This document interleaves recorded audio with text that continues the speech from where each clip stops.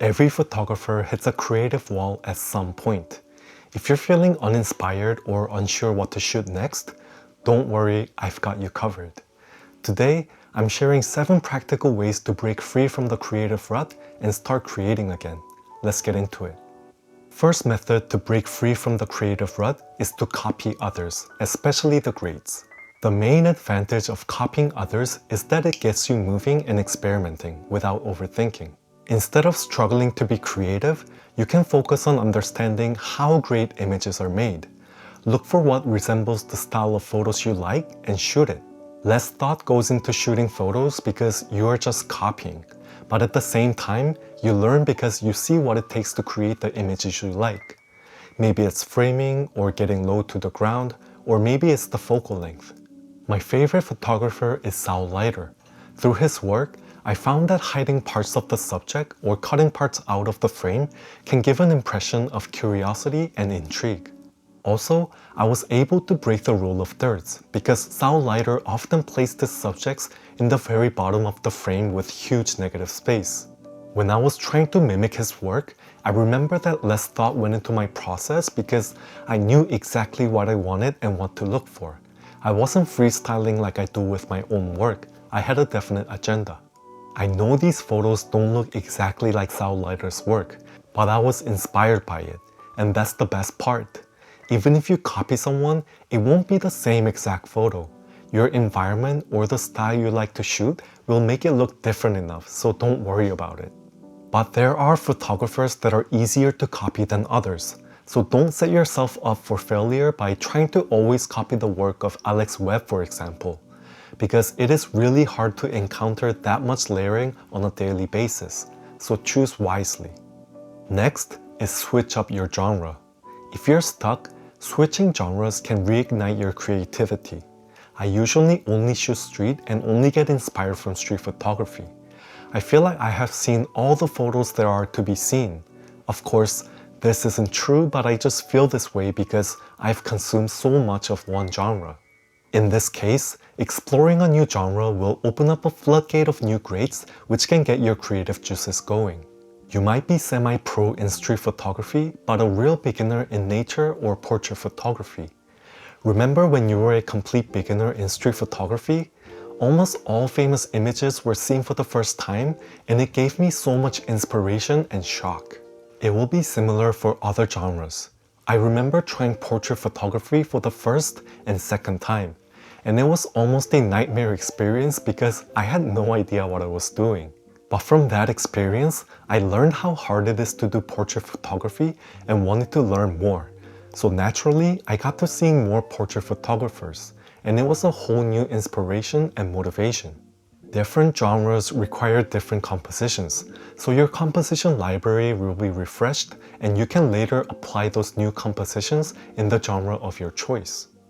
And you could argue that great moment is the most important thing in street photography, while lighting is the most important thing in portrait or nature photography. By exploring other genres, you will learn various things that make a great photo. Next is study other forms of art. Sometimes, the best inspiration comes outside photography. Movies and paintings are especially powerful because they're so intentional. Directors and painters meticulously create their composition and colors, unlike street photography where you have less control and have more luck involved. When you see great directed movies or famous paintings, you will be able to study the color, composition, and its storytelling. You can make up your own explanation of why a director or a painter did it a certain way, and learn from it and apply it to your own photography. When I get tired of getting inspired by photography, I often turn to movies and paintings. Going to an exhibition will help too because it gets you to see art in its physical form. And most exhibitions have a theme and it is very deliberately displayed, so you can learn from this as well, such as the fact that shooting in a theme and having a body of work that can be tied together is a much more stronger form of presentation, opposed to just random great singular photos grouped together. So this could make you realize how important projects are and get you started on one. Next is get new gear. It can be a new camera, lens, or even a tripod. These can give you fresh perspectives.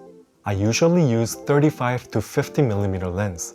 There is not a big enough difference for me to shoot completely different between those two focal lengths. But if I use an 85mm, it is a different story. I do need to back up a bit most of the time, and even at higher apertures, there is just so much subject separation, so it requires different skills and compositions. So even when shooting the same genre of street photography, shooting with an 85mm is almost like a different genre. Or it can be switching from digital to film or film to digital. If you go from film to digital, you will suddenly be able to shoot street photography at night with much more ease because of the higher ISO and the characteristics of digital photography. And you will be able to shoot a lot more to get a better shot. If you go from digital to film, you will be more careful and thoughtful before you take each shot and embrace imperfections more, because just by its nature, film is imperfect. Plus, there is less room for error or edits, so you are shooting more for the final shot, not for edit. Or if you get a smaller, pocketable camera, you will be able to have it with you a lot more often, so you will shoot more in your everyday life, and that can help you fight the creative rut. Getting new gear, at least initially, will switch things up a bit to make your creative journey new and fresh. Next is my favorite, that is to travel. Maybe the most unrealistic one out of all the options because we can't just get up and travel every time we're stuck in a rut. Of course, traveling doesn't necessarily mean going to a different country on the other side of the planet, but seeing new places will definitely make you go trigger happy and keep shooting more. Everything looks exotic. Even your normal compositions will look great because everything is so foreign and new. Just enjoy shooting and take lots of photos. And traveling gets you to shoot other stuff too, not just street photography or the genre of your choice. It will make you shoot more cityscape, architecture, and nature shots opposed to when you're shooting in your own neighborhood where you shoot only the things you like. What is even more great is that when you come back, you will see old things in a new light, and you will be able to shoot things in different perspectives. Next is get completely away from photography. Don't think or consume photography, and be away for a while because you might be burnt out from photography. I think this might be the first option to explore for most people, just putting it all down. I make photography content weekly and consume photography content on a daily basis to a point where I feel like I saw almost everything there is to be seen. So every week, I have a day or two where I don't consume or produce any photography. Just being away and giving yourself a photography detox could get you less tired of it. When you come back, you will be fresh. And lastly, maybe the most controversial one is to just keep shooting through it. And the best way to do this is to get a pocket camera that you can easily carry with you on a daily basis. I know this sounds bad, but I've tried it.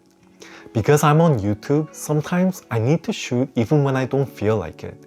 But I do need to upload, so I just plowed through it and went out and made content.